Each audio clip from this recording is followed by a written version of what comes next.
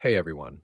In this quick Google Docs tutorial, I'll show you exactly how to make just one page landscape without changing the rest of your document. If you find tutorials like this helpful, go ahead and hit that like button and subscribe to the channel. It really helps out and keeps more tips coming your way. All right, let's jump in. First, scroll to the page you want to change. Let's say it's page 2. Highlight everything on that page, including any images or tables. Just click and drag your mouse over all the content. Once it's selected, go to the top menu and click on Format. Then choose Page Orientation. A pop-up will appear. Make sure the Apply To option is set to selected content. Then switch the orientation from Portrait to Landscape and click OK. That's it.